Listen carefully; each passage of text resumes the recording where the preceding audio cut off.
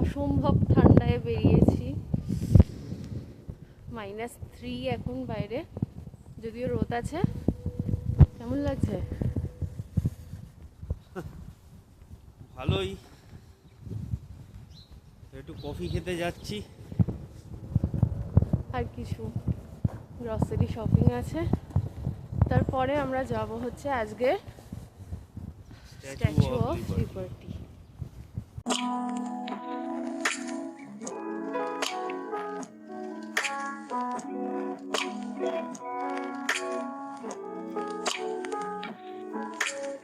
New ইয়র্কে প্রথম দিনের সকালটা সেখানকার স্থানীয় বাসিন্দাদের মতো করে শুরু করেছিলাম। আর ঠিক এই অভিজ্ঞতাটা করব বলেই আমরা আরও বেশি করে এয়ারবিএনবিতে থাকার ডিসিশন নিয়েছিলাম।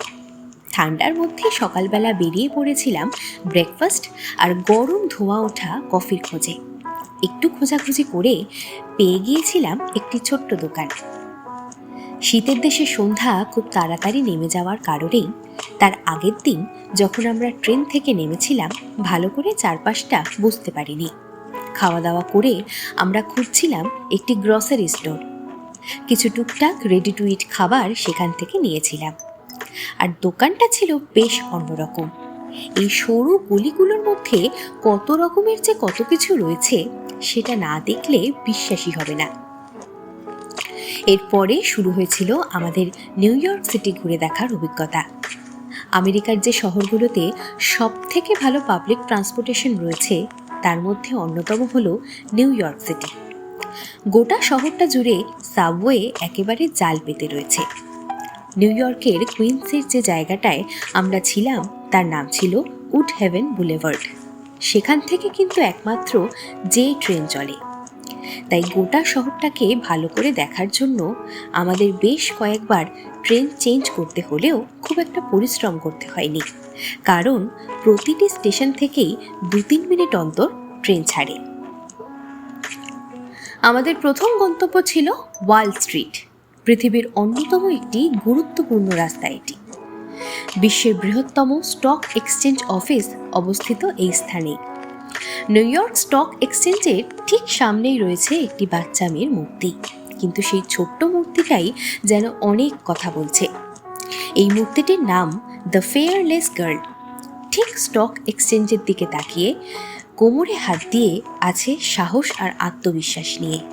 এই বৃহৎ দ্রুতগামী বিশ্বের সাথে তালে তাল মিলিয়ে চলার সাহস যেন সকলের মধ্যে সে ছড়িয়ে দিচ্ছে। ডিসেম্বর মাসের মাঝামাঝি যাওয়ার কারণে আমাদের উপরি পাওনা ছিল ক্রিসমাস ডেকোরেশন দেখতে পাওয়া। নিউ ইয়র্ক শহরের ক্রিসমাস সেলিব্রেশন গোটা বিশ্বে বিখ্যাত। এটিকে একটি লাইফ টাইম অ্যাচিভমেন্টও বলা যেতে পারে। ডিসেম্বরের শুরু থেকেই ক্রিসমাসের ডেকোরেশন আর লাইটিংগুলো দেখতে পাওয়া যায়, তাই আমরাও সেই ফেমাস ক্রিসমাস ভাইবটা পেয়েছিলাম। তারপর আমরা বেরিয়ে পড়েছিলাম স্টেটেন আইল্যান্ড ফেরির উদ্দেশ্যে। চারিদিকে নীল জল, ঠান্ডা হাওয়া আর রোদোজ্জ্বল আকাশে চারপাশটা যেন ছবির মতো সুন্দর লাগছিল। আর তারপরেই আমরা সাক্ষী থাকলাম সেই চিরস্মরণীয় মুহূর্তে। দেখা পেলাম স্ট্যাচু অফ লিবার্টি।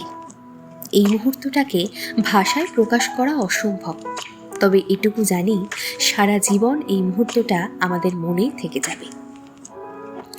সন্ধে নামার পরেই শহরের সৌন্দর্য একেবারে অন্যরকম হয়ে গেল। এই উঁচু বিল্ডিংগুলোতে যখন আলো জ্বলে উঠল, শহরটা যেন নতুন করে প্রাণ ফিরে পেল। দিনটা শেষ হলো 9/11 মেমোরিয়াল দেখে।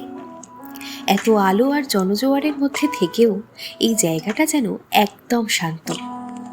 আমেরিকায় যে টুইন টাওয়ার অ্যাটাক হয়েছিল তার স্মৃতিতেই এটি বানানো। দুর্ঘটনায় যারা প্রাণ হারিয়েছিলেন তাদের নাম খোদাই করা রয়েছে এই পাথরগুলির গায়ে। শান্ত এই জায়গাটি কত স্মৃতি বহন করে চলেছে। গোটা দিনটি খুব দৌড়াদৌড়ি করে কাটলেও প্রাপ্তির ঝুড়িটা ছিল পরিপূর্ণ। তার পরের দিন কোথায় গেলাম তা থাকবে আমার পরের ব্লগে, তাই ব্লগ বিতানকে এক্ষুনি ফলো করে রাখুন। দেখা হবে পরের ভিডিওতে।